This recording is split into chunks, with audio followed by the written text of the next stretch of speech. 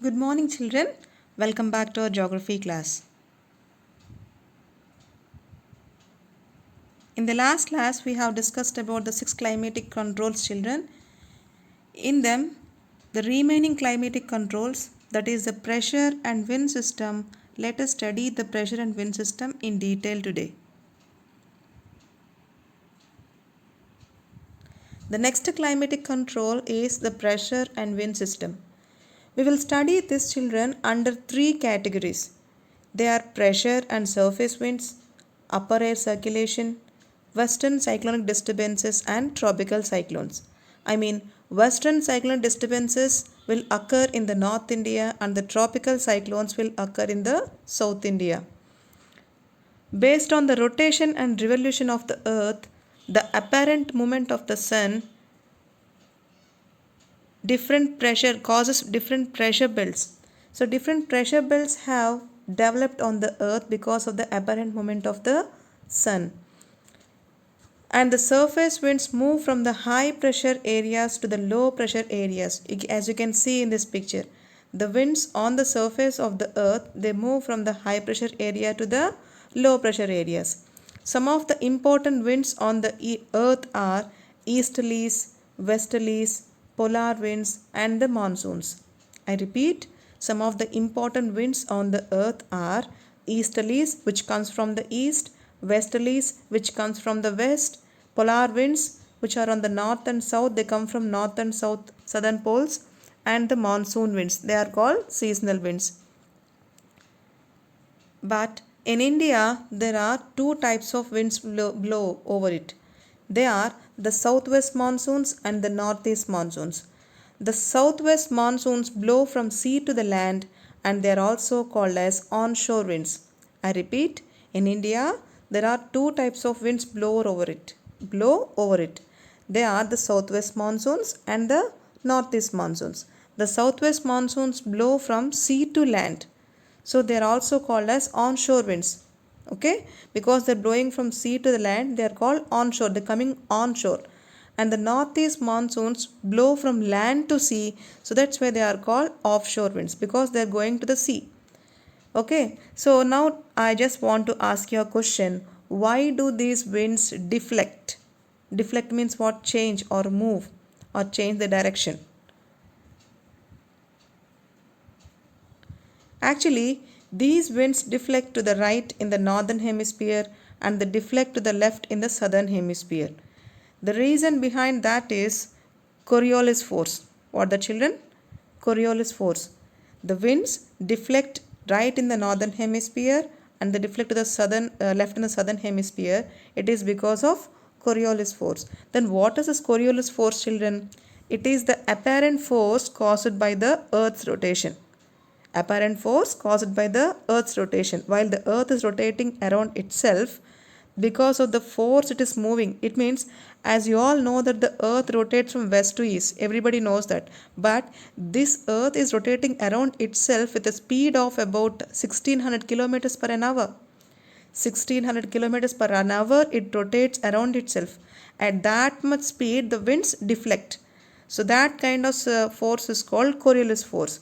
This Coriolis force is responsible for deflecting winds towards the right in the northern hemisphere and towards the left in the southern hemisphere. So this is also known as Ferrel's law. What's that, children? Ferrel's law. Ferrlslaw. Okay. Now, the pressure and wind conditions over India are unique, children. During winter, there is a high pressure area in the north of Himalayas, as you can see in this picture. That is Central Asia. Okay? During winter, there is a high pressure area in the north of Himalayas, that is Central Asia. Cool and dry winds blow from these regions to low pressure area over the oceans to the sea. The time when it is low pressure, high pressure in the Central Asia, but the oceans remain low pressure. Okay, that's why they blow from high pressure to low pressure region. So in summer, it becomes vice versa. It means reverse, children. A low pressure region develops over the interior parts of the Asia, that means Central Asia, as well as over the northwestern part of India, that is the Thar Desert in Rajasthan.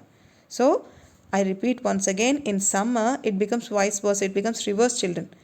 It develops a low pressure region in the interior parts of Asia and as well as the Thar Desert in Rajasthan. It means the northwestern part of India. So, this causes a complete reversal of direction of winds during summer.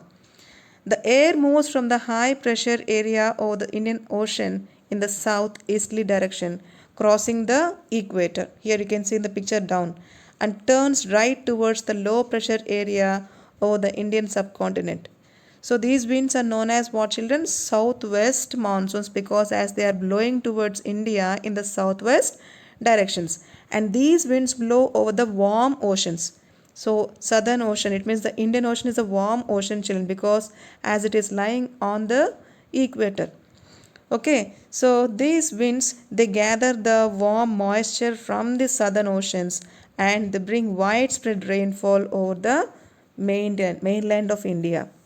I hope you understand, children. These winds are crossing the warm oceans of this Indian Ocean, no? And comes to the India. So they bring lot of moisture to the India and brings a lot of widespread rainfall to the Indian mainland. Now, the upper air circulation in this region is dominated by the westerly flow. It is an important component of this flow is the jet streams, children. The important component of this upper air circulation is what? Jet streams. What are these jet streams actually? These jet streams are nothing but the winds that blow at a great speed of about 110 kilometers in summer and about 184 kilometers in the winter. As you can see in this picture, at an altitude of above 12,000 meters high. Above the 12,000 meters high, they blow, and they blow in summer as well as winter. Their speed varies in summer and winter. And these jet streams are located approximately over 27 degrees to 30 degrees north and south latitudes. So it means, what do you understand, children? These jet streams may flow in the northern hemisphere as well as the southern hemisphere. So that's why, therefore, they are known as subtropical westerly jet streams, because they blow from western part to the eastern part.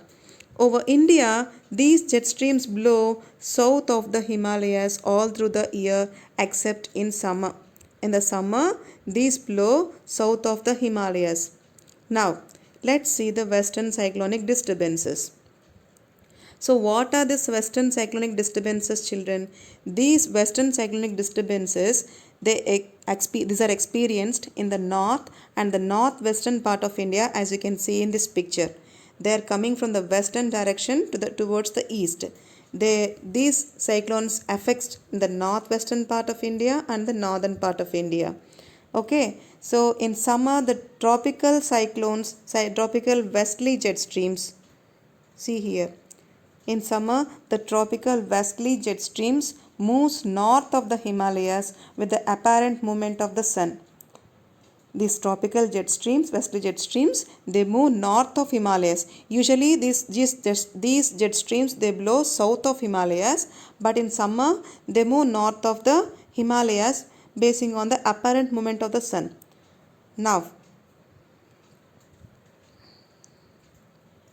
an easterly jet stream called the tropical easterly jet stream blows over the peninsular India. In the peninsular India, the easterly jet streams blow at an altitude of 14 degrees north. So those are called tropical easterly jet streams. So these are located approximately at which latitude, children? 14 degrees north. In which seasons? Summer months. Okay. Now the western cyclonic disturbances are weather phenomena brought in by the westerly flow from the Mediterranean region.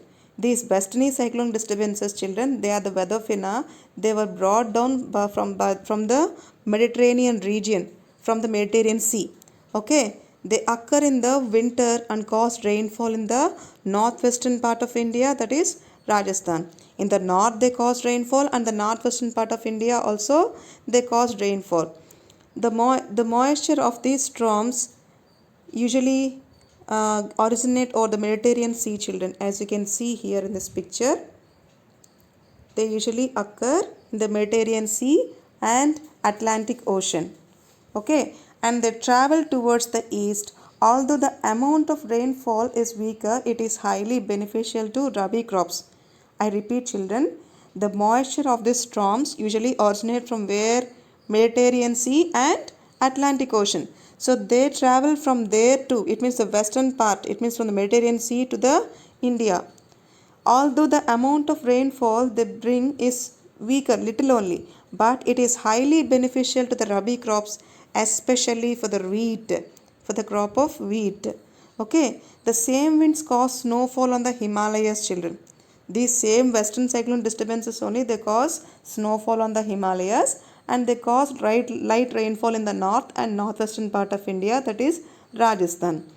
In the same way, tropical cyclones also occur in the Bay of Bengal, children. They cause widespread rainfall to the coastal areas of Tamil Nadu, Andhra Pradesh, Odisha, and West Bengal. So these tropical cyclones, children, occur in the monsoon as well as the months of November. So that's all for today, children. Thank you.